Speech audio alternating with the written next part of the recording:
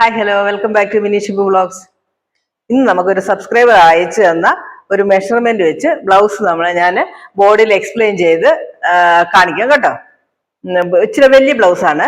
അപ്പം അത് എങ്ങനെയാണ് അതിന്റെ കാൽക്കുലേഷൻസ് ഒക്കെ എന്ന് വെച്ച് നമ്മൾ ഇപ്പം ബോർഡിൽ എക്സ്പ്ലെയിൻ ചെയ്ത് കാണിക്കാം. ഓക്കെ, അപ്പൊ നമുക്ക് ക്ലാസ്സിലോട്ട് പോകാം. ഇപ്പൊ നമുക്ക് ഈ ബ്ലൗസിന്റെ ബാക്ക് സൈഡ് ആദ്യം ബാക്ക് പാർട്ട് വെട്ടിയെടുക്കാം. ബാക്ക് പാർട്ട് വെട്ടിയെടുക്കാനായിട്ട് ഇപ്പൊ ഈ മെഷർമെന്റ് നോക്കിയിട്ട് ഇതില് ഈ ഷോൾഡറിന്റെ അളവ് കണ്ടോ, 11 ഇഞ്ചെന്നാണ് ഷോൾഡർ തന്നിരിക്കുന്നത്. ഇത്ര വലിയ ബ്ലൗസിന് എങ്ങനെ 11 ഇഞ്ച് വരും? അത് തന്നെ തെറ്റാണ്.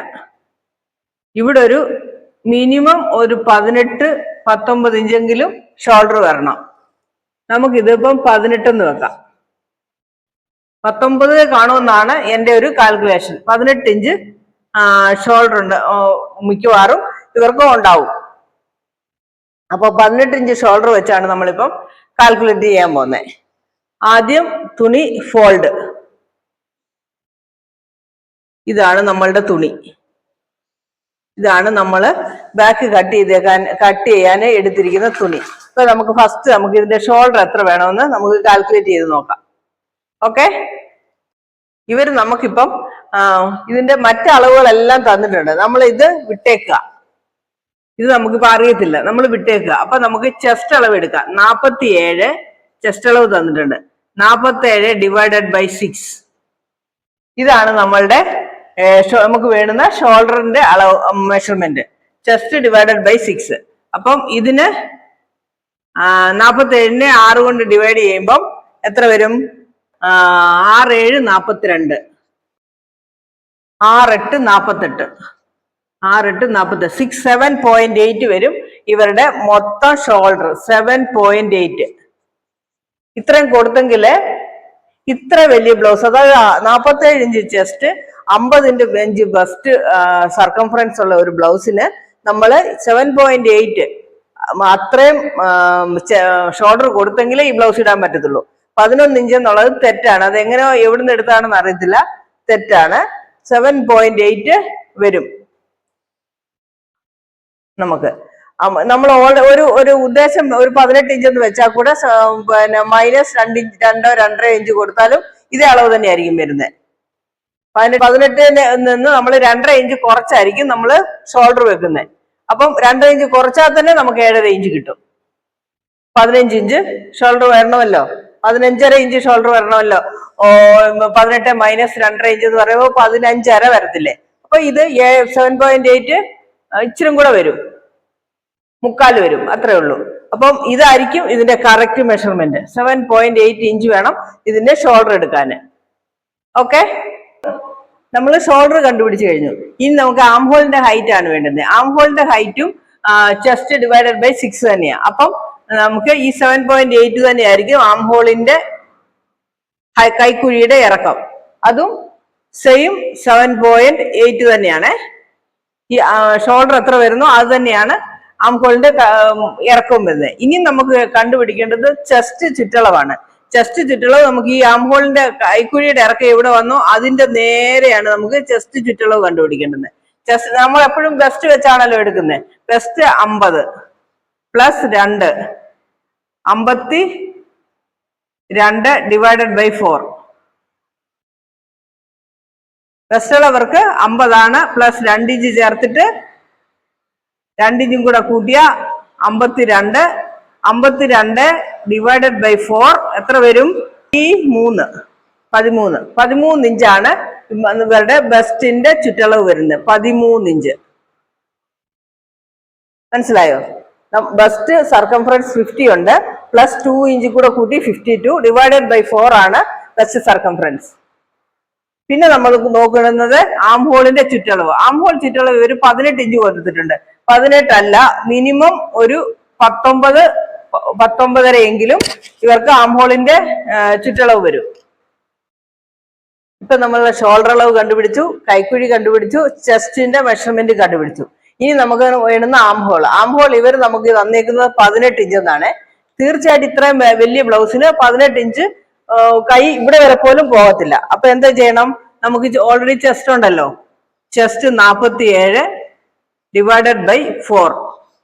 അപ്പം 11.4 44 3.74 28. അതായത് 11.7 ഇഞ്ചാണ് നമുക്ക് ചെസ്റ്റ് ഡിവൈഡഡ് ബൈ 4 കിട്ടുന്നത്. കൂടെ എന്നിട്ട് അതിൽ നിന്ന് -1, അതായത് 11.7 -1 10.7. 10.7 ഇതാണ് ഇവർക്ക് വരുന്ന ആംഹോള്. അതായത് പകുതി ആംഹോളിന്റെ പാതി 10.7 വരണം. അപ്പൊ എത്രയാകും? 21.5 ഇഞ്ച് ഏകദേശം ഇവർക്ക് ആംഹോളിന്റെ ചുറ്റളവ് വരും. തീർച്ചയായിട്ടും ഈ ബെസ്റ്റ് സർക്കംഫറൻസ് ഉള്ളവർക്ക് അത്രയും വന്നെങ്കിലേ ഈ ബ്ലൗസ് അവർക്ക് ഇടാൻ പറ്റത്തുള്ളൂ. അല്ലെങ്കിൽ ഇതെല്ലാം തെറ്റാ.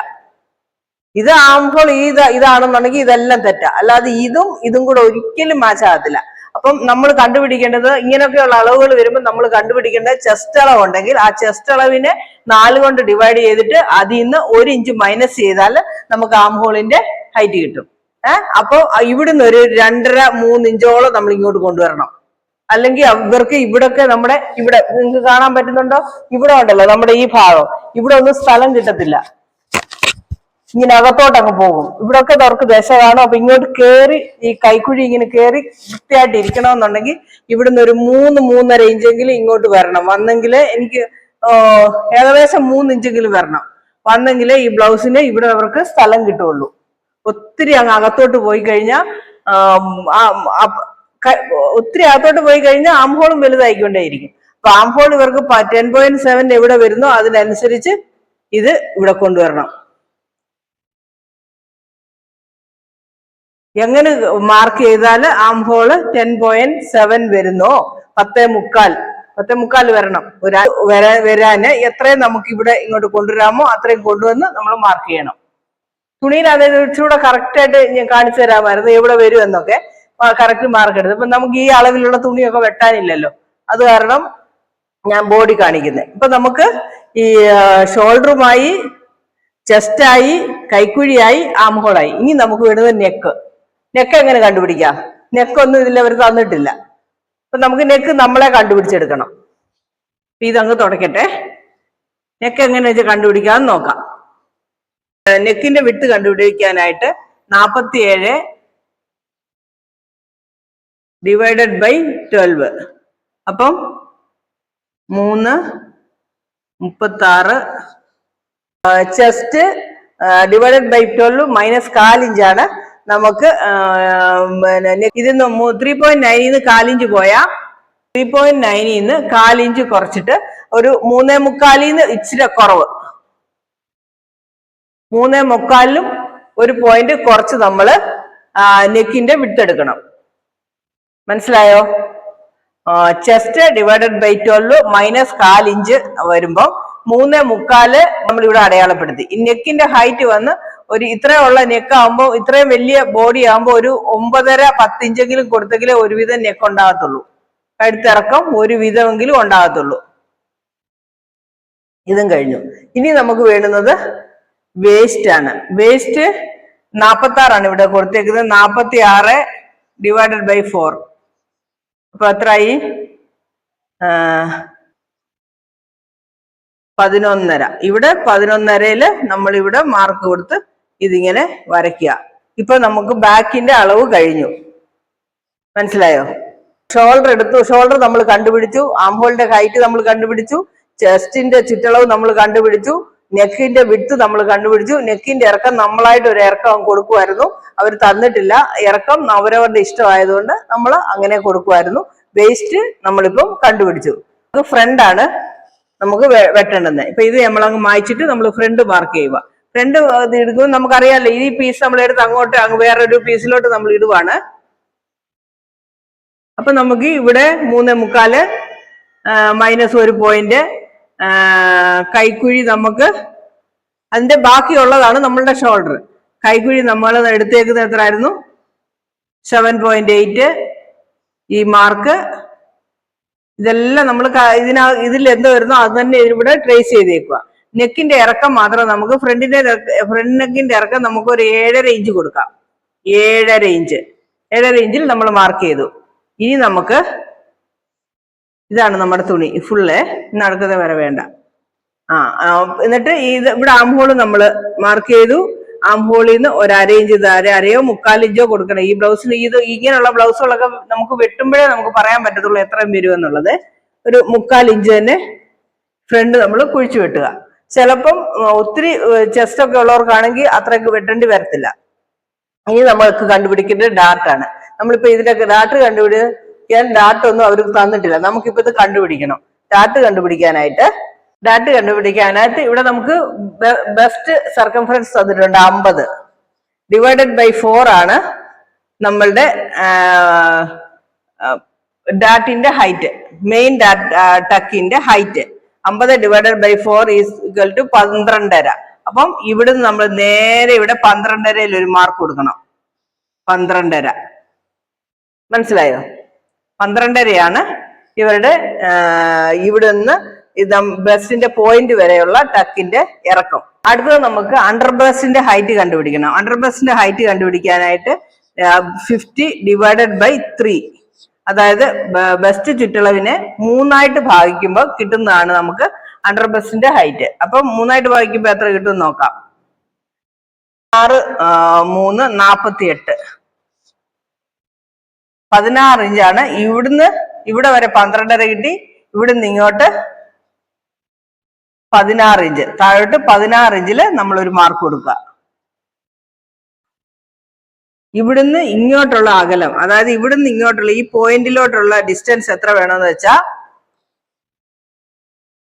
50, അതായത് ബെസ്റ്റ് സർക്കംഫറൻസ് ഡിവൈഡഡ് ബൈ 10, അതായത് 5 ഇഞ്ച് പ്ലസ് 1/4 ഇഞ്ച് കൂടെ വേണം. നമുക്കിവിടെ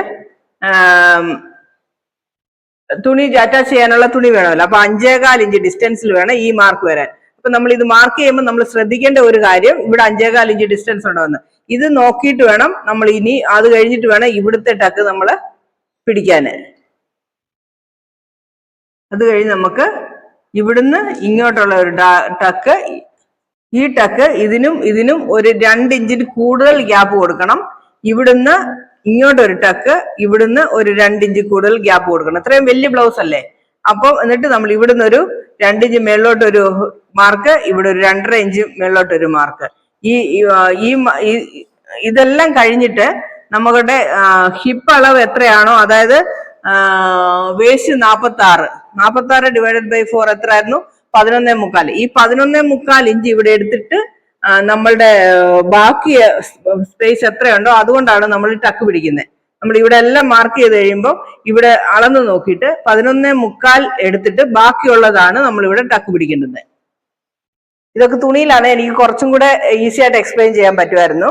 ഇപ്പം തുണിയിലല്ലാത്തത് കൊണ്ട് ഇത് മനസ്സിലായില്ല എന്നുണ്ടെങ്കിൽ വീണ്ടും ഒന്നും കൂടെ നമ്മൾ എക്സ്പ്ലെയിൻ ചെയ്യുന്നതായിരിക്കും. അല്ലെങ്കിൽ ചാർട്ട് പേപ്പറിലോ വല്ലോ വീണ്ടും ഒന്നുകൂടെ എക്സ്പ്ലെയിൻ ചെയ്യാം. വേറെ ഒരാൾ എനിക്ക് 54 ഇഞ്ച് ബ്ലൗസ് കട്ട് ചെയ്ത് തരാമോ എന്ന് ചോദിച്ചിട്ട് ബ്ലൗസിന്റെ ചെസ്റ്റ് മാത്രം അളവ് 54 ഇഞ്ച് ചെസ്റ്റ് മാത്രം തന്നെ, അത് വെച്ച് കട്ട് ചെയ്യാൻ ബുദ്ധിമുട്ടാ. ഇതുപോലെ കുറച്ചെങ്കിലും 1 2 3 അളവെങ്കിലും തരുവാണെങ്കിൽ അത് വെച്ച് ഞാൻ ബ്ലൗസ് കട്ട് ചെയ്ത് കാണിക്കാം കേട്ടോ. അപ്പൊ ഏകദേശം മനസ്സിലായല്ലോ. അപ്പൊ ഏകദേശം ഒക്കെ ഒന്ന് മനസ്സിലായല്ലോ അല്ലേ? പിന്നെ ഈ വീഡിയോ തന്നെ 2-3 പ്രാവശ്യം മാറി മാറി ഇട്ട് കാണുക. തീർച്ചയായിട്ടും നിങ്ങൾക്ക് മനസ്സിലാവുമെന്ന് ഞാൻ പ്രതീക്ഷിക്കുന്നു.